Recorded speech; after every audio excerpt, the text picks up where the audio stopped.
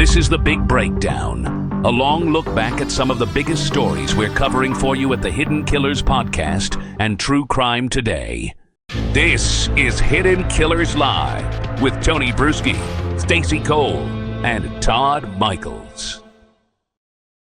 Let's go and talk about Bryan Kohberger for a bit. In fact, we're going to take a little tour. This is probably the most horrific, like, homes.com tour you'll ever take, or just most unimpressive. I mean, if you were just to look at this apartment, it's more of like an apartment.com tour, and it's not. Just so you know, these are actual photos from the crime scene, or the evidence photos. Obviously, this apartment, not the crime scene.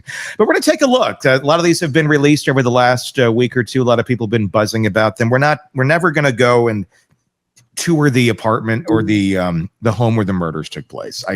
We're not. But I am curious to take a look at the place where he called home, his nest, if you will.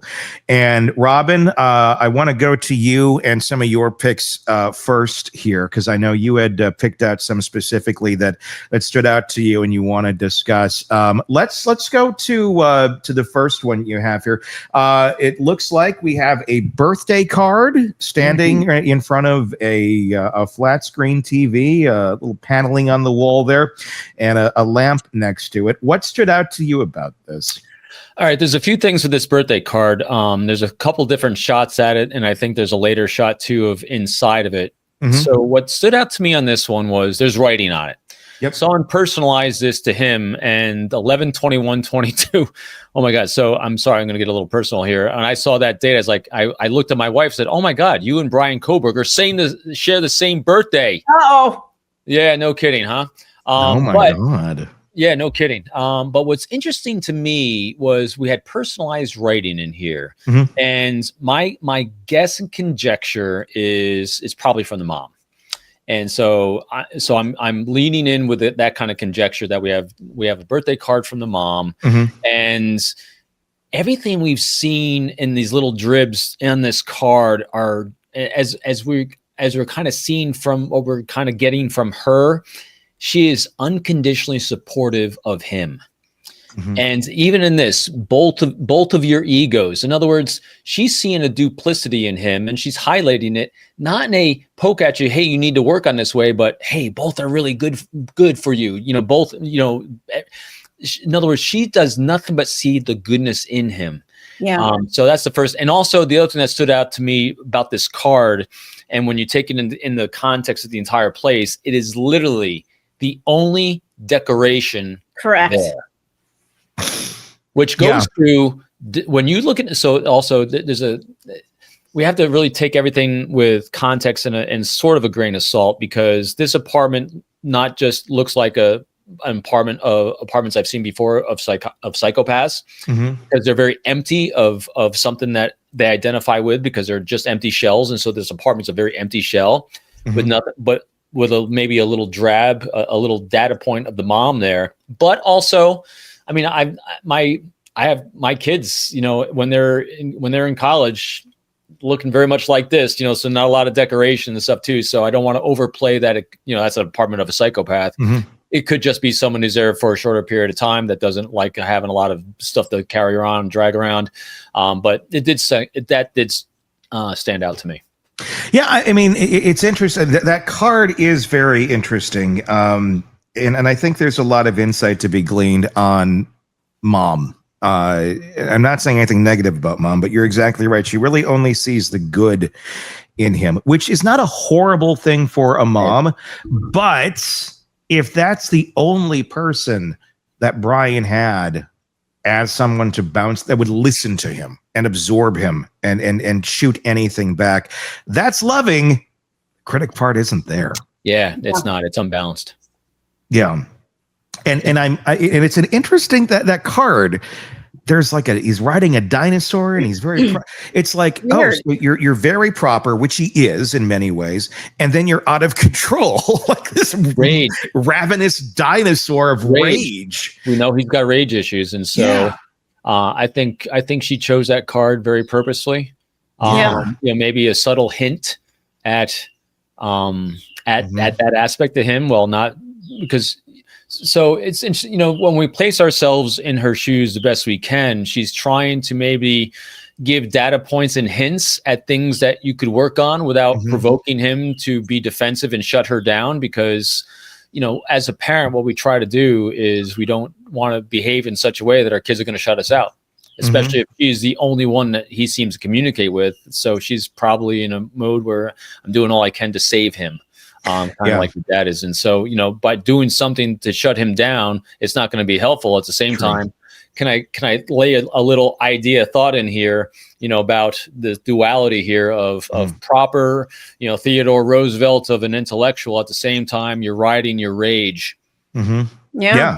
And that's the balancing act that so many parents have to face so often is the don't get to the point where they're going to shut you out.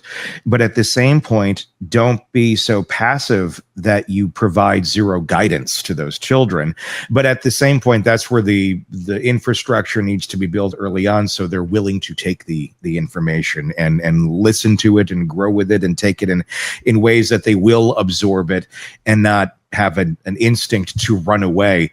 But I get it. In some situations like this, where you have a Kohberger and you got a brain that's broken and that's simply the way it's going to work, I can see where if you fear that your child could be capable of doing something horrible and you are the only line of defense between them and doing that, you're in a really tough place because you can't just call the cops and say, I think my kid might be capable of doing horrible shit. He's never done it yet, but here's what I think. Nothing's going to happen. And then if you are pushed out and you are blocked away, then guess what? Society is all that's left between you and your kid. She's riding hope. Yeah. And I think there's a lot of that. And I think that's why it is important, especially when we are looking at prosecuting parents for the school shooting stuff.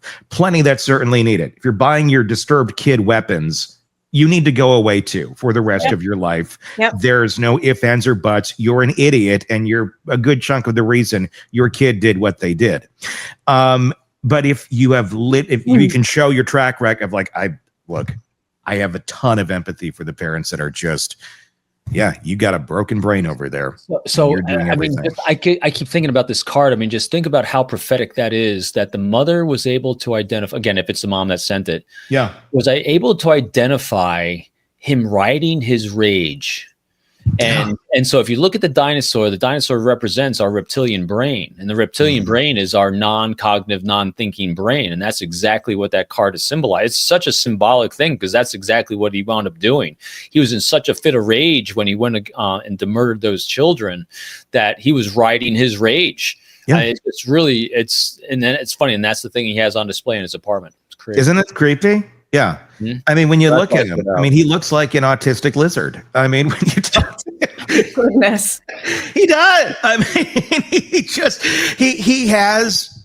he operates in such a reptilian way. He really does. 100%. And I think there's a lot of weird things connected in that card. And I don't think his mom thought that deep on getting it. I'm sure it was just in the Walgreens, like, which one should I get him?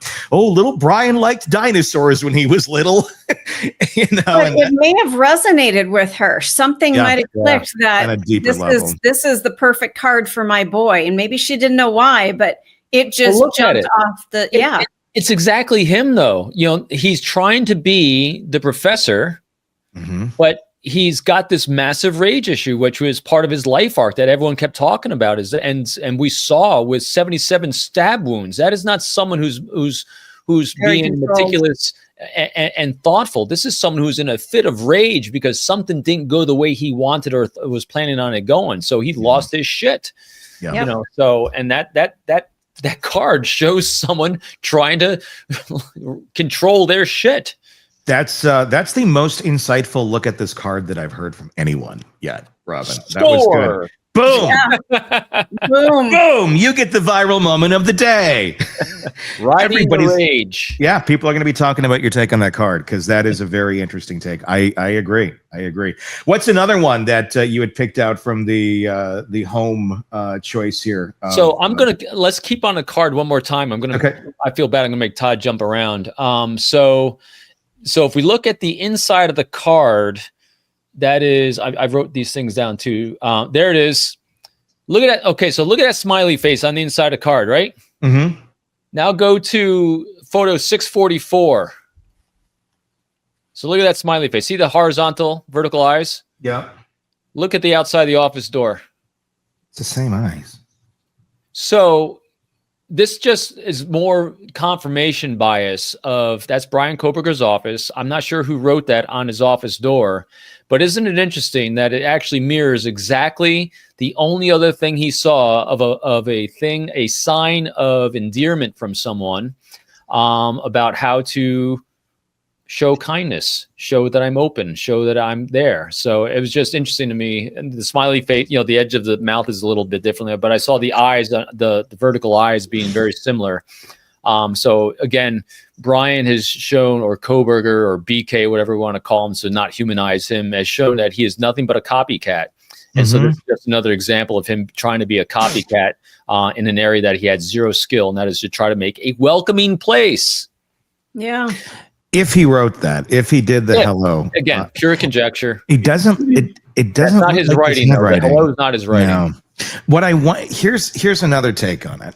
If it's not him, it's somebody that knew just how off-putting Bryan Kohberger was, and he did share this office with another person. He shared it with a woman who has, I don't know, she was going to testify, but she had some of her testimony or her accounts of Bryan have come out in this, and they did, they got along somewhat more than him and most other people.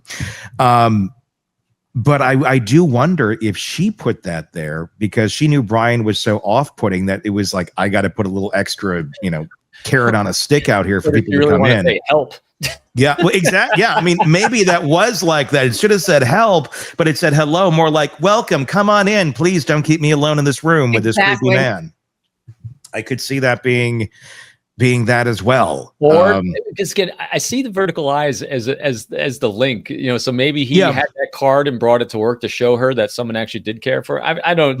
I just saw it in an unusual way for eyes to be drawn that I don't see all the time, and I saw the link between the two. So that's what drew me to it. I could see it. I mean, yeah, it's something to it. Maybe not. It's hard to know. It is, but it does make you think a little bit. What other ones? Riding the rage. What other pieces have stood out to you here so far?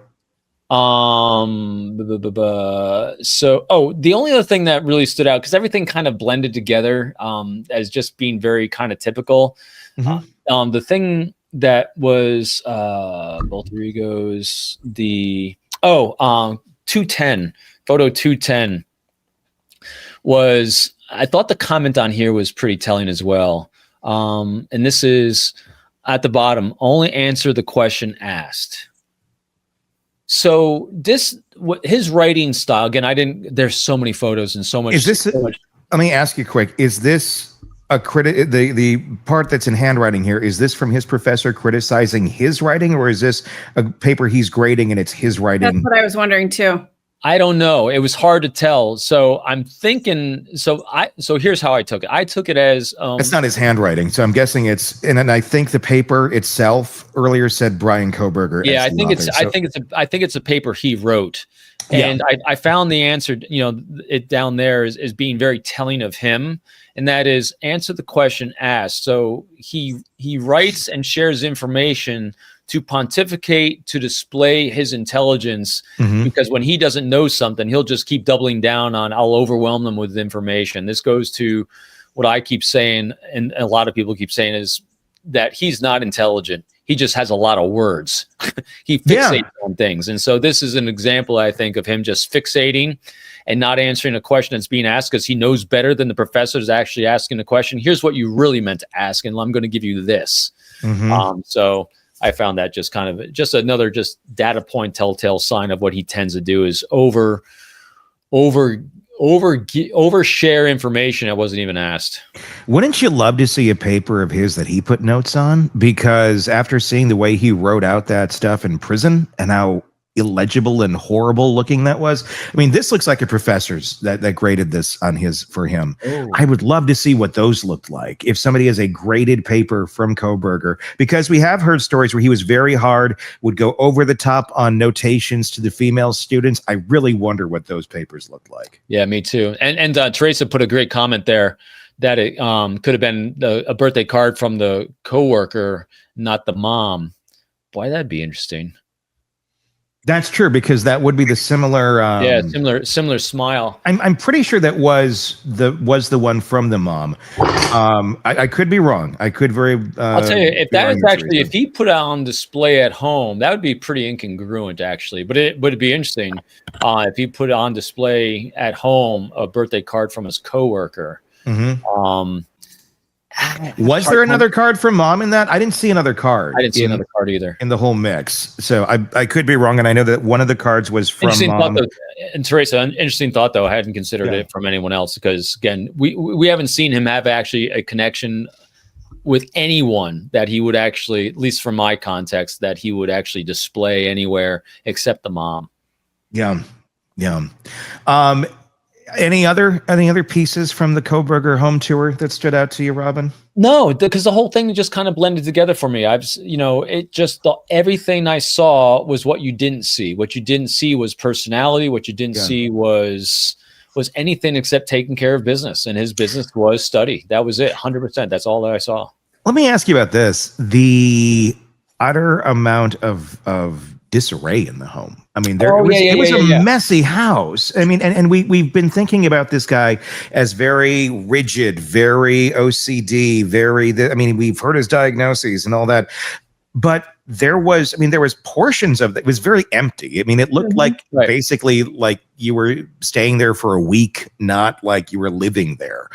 But there was some really messy spots where it's just piles of stuff. I mean, it looked more like an average, I guess, space where a late teen, early 20 college male might be staying that has no interest and rarely comes home. Yeah. So and thanks for reminding me of that, Tony. So our good friend Jennifer Coffindeffer really pointed out that this is not the apartment of someone with OCD. Mm-hmm. So my thought process of him being OCD, definitely not that. But at the same time, though, both my kids have way messier places than that was. So I didn't find it true. Really out of a norm for someone living by themselves. Mm-hmm. It was kind of congruent. But what really struck me, though, which I think goes to his planning, disorganized. Mm-hmm. I mean, it really, he will fixate on one thing and do that one thing really, really well, like cleaning up after himself after he, committed these horrible murders, mm-hmm. which is like the only thing he did well. But everything else was complete chaos, because you saw from the apartment, there wasn't a lot of structure and order to what he was doing. It was kind of all over the place, and his brain, just a chaotic brain. So chaotic brain, chaotic place. There was no organization to how he had his books, to how his papers were stacked. There's no organization to it. It was all there, mm-hmm. but it was shotgunned. And so that's what really struck me as well, which kind of gives the same data points of how he did what he did. He mm-hmm. had an idea of what he was going to do. It didn't play out the way he thought it was going to play out, and went into chaos. He does have OCD, though. I mean, that is part of the diagnosis. He's autism level 1, OCD, ADHD, and ARFID. It's not usually something you turn on and off. That's right. That's the weird thing about Kohberger. Or is he mimicking someone with OCD? Yeah, everything with him's a mimic. Everything's a copycat. There's not one original thing coming out of him. I don't. Like maybe his breathing. the ARFID, that's the one about the food where it's he has difficulty eating out of pans that have cooked meat and all that sort of insanity. Yeah. I wonder where that one came. I mean, I know like a lot of his friends have said that kind of came in when he lost all that weight when he was mm-hmm. a teenager. But I wonder what the influence was. What was it that struck him that said, it's a good idea that I only eat meat from a pan that's only cooked or only eat vegetables from a pan that's never touched meat? Where did that idiosyncrasy come in and say must be the best way to do it? I think to me it just gave him one more different thing to fixate on. And so he was getting some sort of emotional stimulation from it. He's probably being emotionally rewarded for losing weight. So it actually, it was self-perpetuating feedback loop on it. Just why I think he got into criminal justice, because he had that one professor, Ramsland, who said, hey, you might be halfway good at this. Oh, really? I'm all in. So I think when we get rewarded for something at an early developmental age, and we have loving critics like his dad trying to shift from meth to healthy eating, I mean, I could probably do it. Yeah. What a weird conundrum. I've studied animal welfare and behavior in my graduate studies, and people who tend to be vegetarians, it's yes, for health reasons, but a lot of it is for empathy for animals.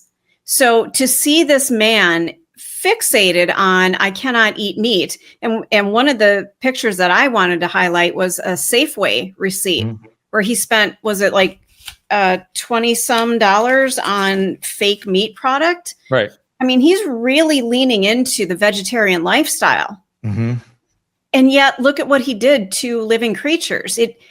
It's just this weird paradox of what the fuck did he do? Well, it wasn't because he loved animals. Nope. I think it's a fad. I think it's a fixation, because he fixated on criminal justice. He fixated on these serial killers. And so I literally just think his vegetarianism is fixation. I don't think it's anything more than just his broken brain trying to do something that stimulates it in some way. Then he fixated on fake meat and said, I wonder what all the fake meat tastes like. Yeah. Although I've done that before. He was getting positive attention for losing weight. And so it came down to that. Want more on this case and others? Then press subscribe now and don't miss a moment of true crime coverage from Tony Brueski and the Hidden Killers podcast. This is The Big Breakdown, a long look back at some of the biggest stories we're covering for you at the Hidden Killers podcast and True Crime Today. This is Hidden Killers with Tony Brueski. Here now, Tony Brueski. We've heard a lot of stories about Bryan Kohberger in the last 3 years. We're hearing far more in the last 3 months than we've heard in all of those 3 years. Today, we're going to go through the 7 creepiest moments that we have newly learned about Bryan Kohberger's interactions with the community, with the people living out there. And if you'll excuse me, I'm going to put my earpiece in because I keep forgetting to do this. So while we go through these stories, I want to hear your thoughts in the comment section on YouTube. If you're not already there, search Hidden Killers with Tony Brueski so you can join us in this conversation. All right, let's jump into this. This is one where it gets you. It gets you for the creepiness and the level of investigative work, I guess, that was done to someone that didn't need any investigating. You could have just asked for a name. But this woman, she didn't wear a name tag. She wasn't the type to make small talk, especially not with customers who gave her that feeling. She clocked in, she poured coffee, kept her eyes down. So when Bryan Kohberger said her name out loud, clearly, like he'd said it before, it stopped her cold. She never gave him that, never once, but he knew it. And that's when she knew something was wrong, not just awkward or uncomfortable. Wrong in the way that made her chest tighten. She hadn't imagined the pattern. He really had been watching her. He always came in near closing time, not a morning regular, not part of the afternoon rush. No, he came in when the place had thinned out, and she was usually the only one working in front. He always ordered the same thing, never talked much, just stood there, staring, waiting. It didn't feel random, it felt deliberate. And now it made sense. After he said her name, he started asking questions about psychology, about personality disorders, about whether she thought psychotherapists could control their impulses, or psychopaths could control their impulses. Weird questions to ask at the coffee counter. And weird to know, considering that area was her major. Again, another thing that she never shared with him. She tried to smile it off, but he was locked in, not flirting, studying her, gathering information like she was part of a research paper. A few days later, he came in with a woman. She didn't know who, maybe a friend. As he paid, he looked over at her and said, "See, I told you she was smart." The way he said it, not like he was paying her a compliment, more like he was proving a point, confirming something that he already knew about this good friend over here that he shouldn't have known anything about, but did, and she knew nothing about him.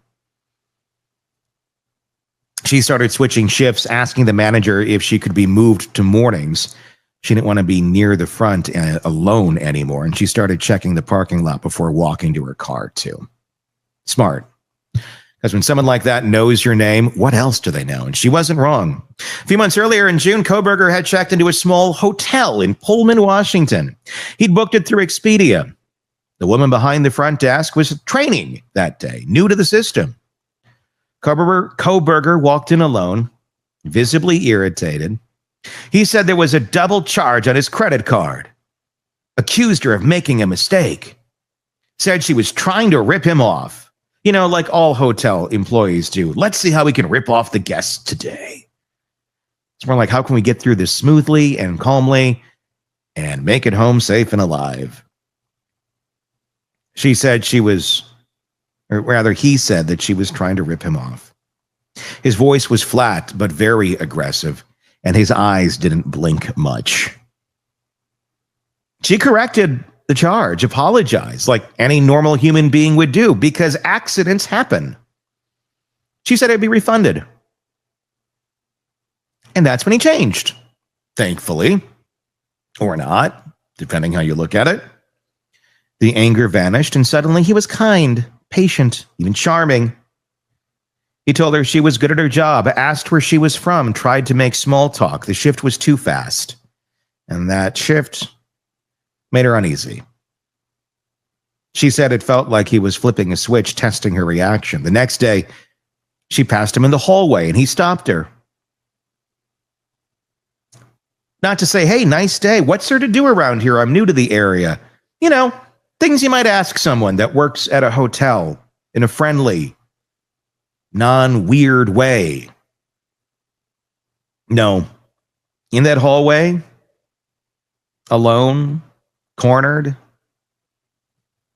started talking about knives, sheaths, self-defense blades. He told her what kind of knives he liked, how they felt in the hand. The difference between a tactical blade and a collector's piece. You know, things you want to fill in the hotel front desk lady as she's walking down the hall to get more syrup for the pancake bar. She nodded, smiled, and got away as fast as she could. She didn't think about it again until the mug shot. Then she couldn't stop thinking about it.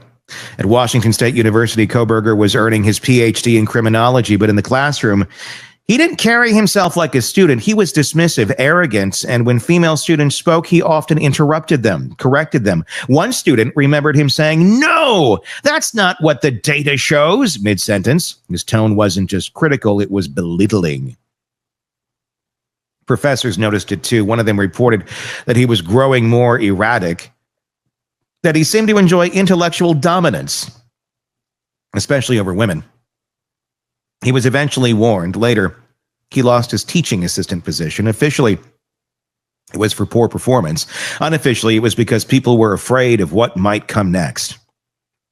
One woman who met him on Tinder did not have to guess. She saw it up close. They matched online, and he invited her over.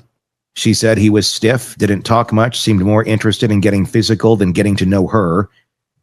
Touched her leg even. Scooted closer, didn't respond when she pulled away. When she stood up to leave, he didn't argue, he didn't beg, he just stared at her, like she'd interrupted something. Later that night, he sent her a series of messages, not angry, just persistent, repetitive, asking why she left, asking what did he do wrong. No apology, no insight, just need. She blocked him. A neighbor in Moscow, Idaho, remembers a different kind of contact, not physical, not verbal, just sound. tapping. Around 4 a.m, the night of the murders, he woke up, allegedly tapping at his bedroom window. Not banging, not knocking, just a light rhythmic tapping, enough to freeze him in bed. He looked out the window but saw nothing, no one, just darkness. He didn't think much of it until later when Kohberger's name hit the news. When the police said they were looking for a white Hyundai Elantra, when he remembered seeing that exact car parked just down the block. For a few nights that same week, it all kind of clicked. And it hadn't clicked. It hadn't unclicked, rather, since. Earlier that year in Pullman, there was a break-in at a sorority house. A masked man entered through an unlocked door. He had a knife. He didn't take anything, didn't hurt anyone, just stood there. According to the report, no fleeing. No one caught him. No charges were filed, and the case went cold. After Kohberger's arrest, investigators quietly reopened it. One woman remembered a study group session with him. He didn't say much, just watched, listened. She felt him staring.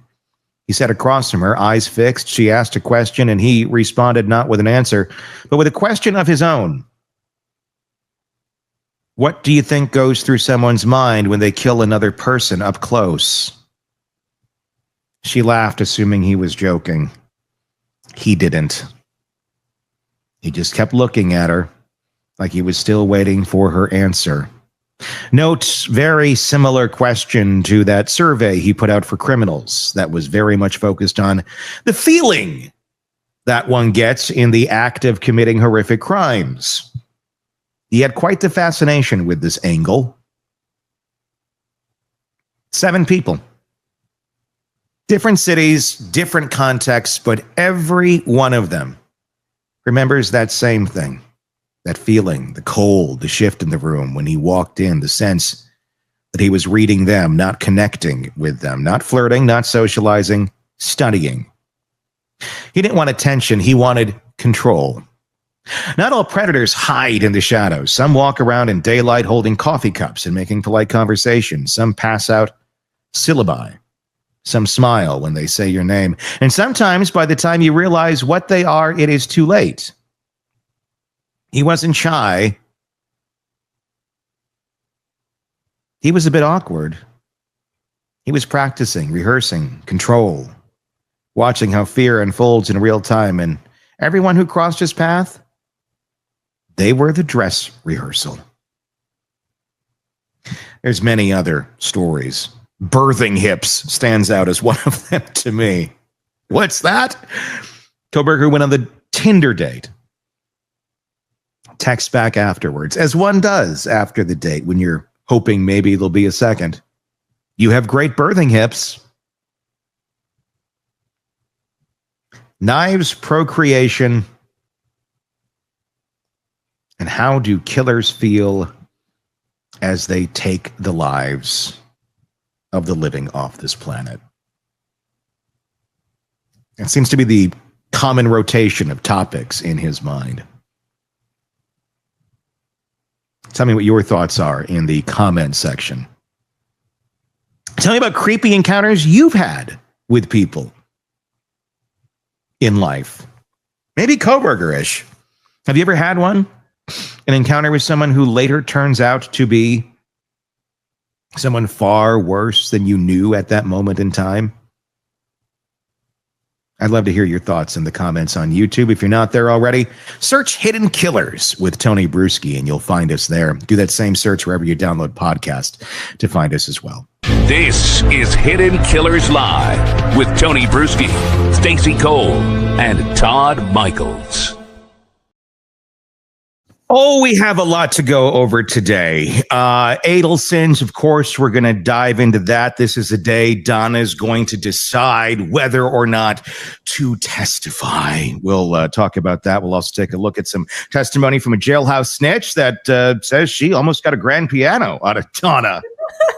You know, It's a little bartering that, you don't expect to do in prison, but, Donna's got the goods. So we'll do that. We'll take a look at Donna's best friend's testimony on the stand, which I don't know that it did a whole lot for Donna, but we'll talk about that. Also going to be talking with Jennifer Coffindaffer today about Harvey and Wendy Adelson. What sort of future might be held for them after Donna is found guilty or innocent, in the far chance that happens. And then Siobhan Scott's going to be joining us, psychotherapist and author, and we're going to go into the world of family enmeshment, which essentially is the Adelson family. Is it good? Is it bad? Why do so many people keep coming back for more? We're going to talk about all that in the second hour of the program. But be sure to press subscribe wherever you're listening to us or watching us, so you don't miss us every day. And in the comments section, be sure to let us know your thoughts, your questions, and we'll try to get to them throughout the program today. But first, we're going to start with some new breaking news. Bryan Kohberger, there's a new detail that has come out that's not going to be just floating away from our radar. It's not about the crime itself, but what was happening in his private conversations right after. And when you hear it, you can't really help but ask what exactly was going on here. So, the night after the murders, Bryan's mother, they're talking, as they have been. As you know, Bryan Kohberger and mom are pretty tight. They were talking the morning of the murders, right after, for several hours. And then throughout the day, later, he was on the phone with her constantly while he was in jail. But this is an interesting one. The night after the murders, Bryan's mother sent him a news article. It was a link, not just any article. And I don't know how odd this is. That's why I'm curious to get everyone's reaction on it. This one spelled out how Xana Kernodle had bruises all over her body and how she had fought back against the attacker. That's what was being alleged in that article. Think about this for a second. Mom sending her son a link to the story about the brutal murder may be normal. I can kind of understand that. But does it land a little differently while the two of them are already on the phone together? Obviously, she probably doesn't know that, Lil Bry is the one behind it. But does it strike you as normal? Let's just start there in casual conversation that mom would be sending Bryan, links to this horrible crime. It did happen where he's at. So is it strange on that level? Let's start there. Well, it's odd. Now, I say that as we have an audience of people who love true crime. Mm-hmm.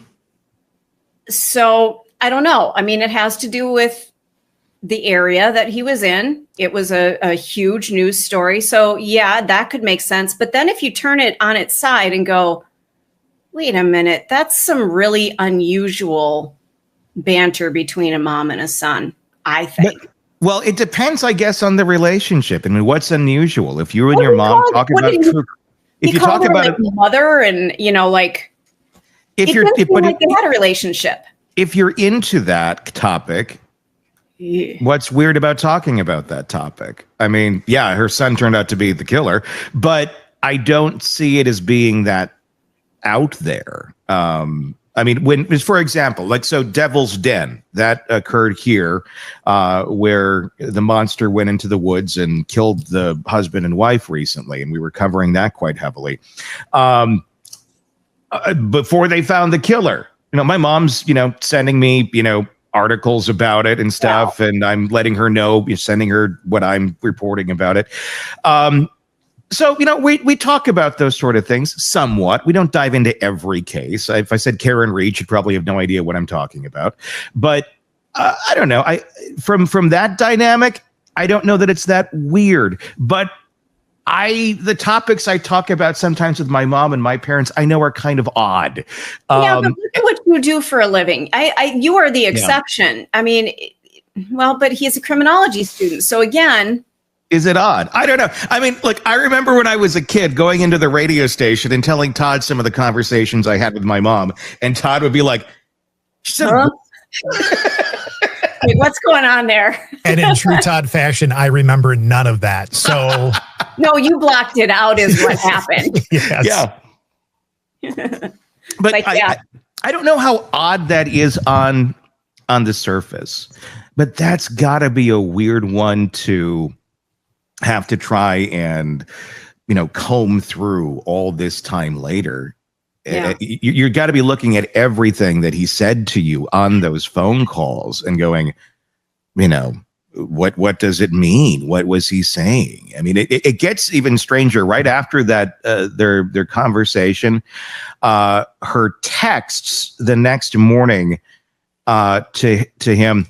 And this is interesting. And this is all from some of the criminologists and some of the folks who were digging into the Cellbrite data. And this is what they were telling Ashley last night on Banfield on News Nation, that her messages veer into coffee beans, a line about a sweet girl working at a coffee shop, totally disconnected from the weight of what they had just been talking about. It does appear that there might be some pieces to this conversation that are missing. As we know, he was deleting things, but what we do have is her communication to him, not necessarily his out or what they had spoken of. So, I mean, it kind of leans a little bit towards, well, it looks like they had been having some sort of conversation about some girl he thought maybe was cute that worked at the coffee shop. Well, and remember, we've talked about the barista who had a close run-in with him. Yep. So what part of that conversation's missing here, where he's obsessing over this woman who knows nothing about him? Yeah. And he's talking to mom about her. Yeah. And you don't talk to mom about somebody unless things are cooking, I guess, Or I wouldn't think, but we don't know the dynamic either. Yeah, what's odd about it is that both the topics, the bruises all over the victim's body, okay, that is something that, from my understanding, he might really enjoy talking about because of what he's into. I mean, we know that about him. Yeah. And then the coffee part of it and the barista and all that, it's just, if you just look at it by itself, if you didn't know everything that went down in that situation, you'd be like, just conversation, little weird, but this was like, it was almost feeding him to me. He seems to have very few modes of what he talks about and what he goes on. I mean, it's interesting as we learn more about him. He enjoys talking about knives and knife sheaths, as we know that he loved, like, just randomly talking to the woman at the hotel about that in the hallway. He likes to talk about the coffee and the girl at the coffee shop. It's very narrow obsessions that he goes on, which goes with the autism. That's a lot of that sort of thinking. You do get more narrowly focused on things, but he seems to have no way of functioning outside of it. Like, he needs somebody to trip him up and go, okay, Bryan, next thing, next step, let's keep moving here. Because he really gets onto that. I'd be really curious. I'd love to know from that mom, what was that conversation like about the bruising, and I hate gory details. I do not like talking about them. We don't show the pictures. We don't do any of that shit because I don't think it adds to the story. But what I am curious about is that conversation. Was he excited? Did that perk Bryan up to sit there and talk about, well, I think this might have happened or that might have happened? The way that Papa Roger character came out online and said, well, I think this, and seemed to have knowledge beyond what was in the current publishings of the moment. If mom could look back and say, well, how did he know that?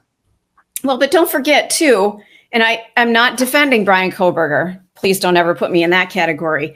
But being a criminology student, this is his arena. This is where he thrives. This is where, he's studying this. So I remember in the days of, when I went into radio, everything music was talked about with me. Like, oh, we should talk to her about that. Or when I went into veterinary medicine, like, oh, here's this really weird case that, was in the paper for some reason. Or so people gravitate toward those topics. Maybe that was just a innocuous, hey, he's into that.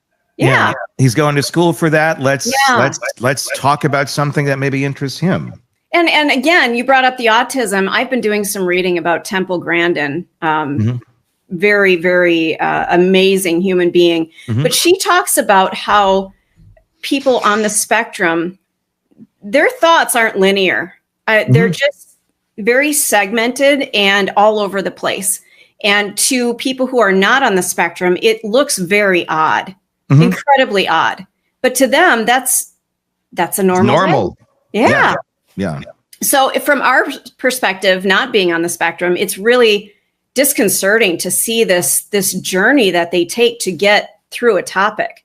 Well, especially when the topics are very off, when they're exactly. That's If he were not a criminology student and he went into great detail about, what happened at this crime and really was digging into the details, I would be very alarmed. But he has that degree. So to me, it's like, it's just another day at the office. What does it say though about that his mom is the one he's turning to constantly after these horrific things? He literally just killed 4 people, and now he's if you read the tea leaves, he's talking about the cute girl at the coffee shop, which we now know he had some sort of interaction with that made her uncomfortable. It makes you wonder, he's already, the fact that he's able to sit there and think about another human being in any sort of maybe I'll date her sort of way after just murdering 4 people.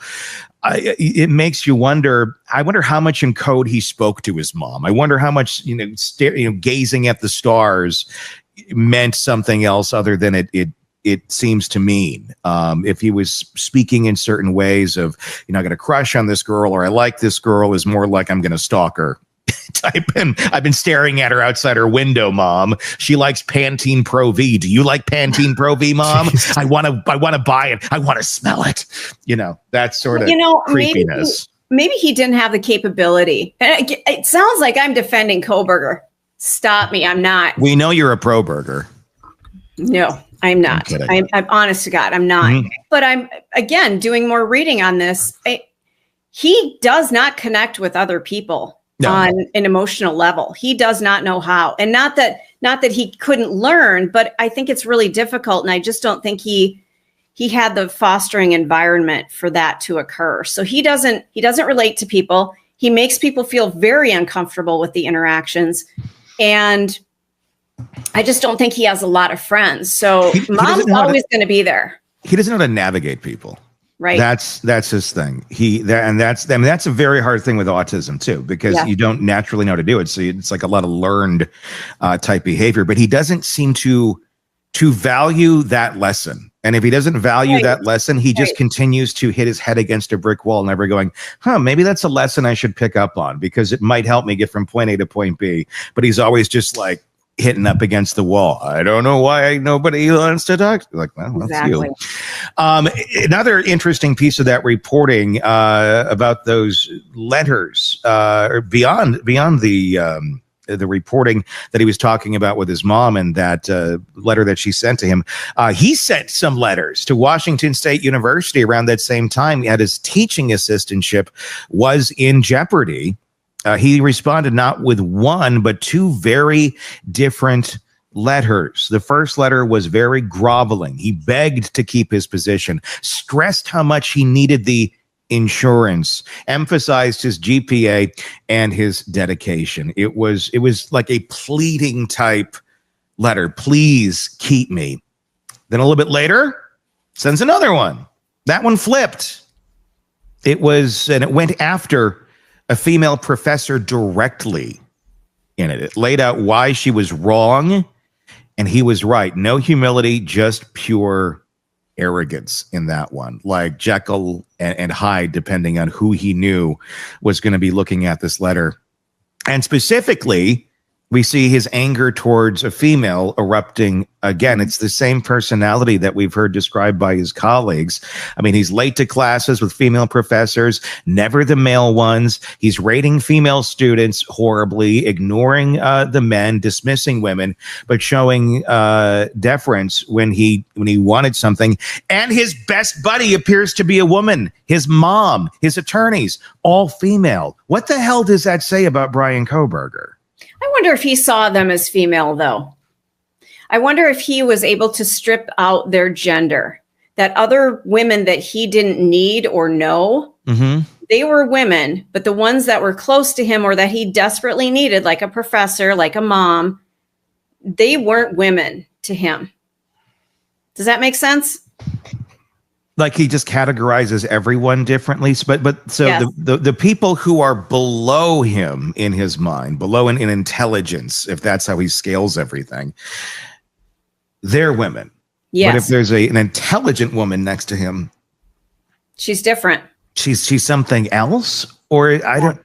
Again, it's putting things into those compartments that he needs to be able to relate to them because it's so uncomfortable. You open this door, he respects him. He loves his mom. He trusts his mom. He trusts these attorneys. And shut that one. Open this door over here, and they're pieces of meat and can't be trusted. And it's pulling the doors back in all these different bizarre ways that Kohberger does. Want more on this case and others?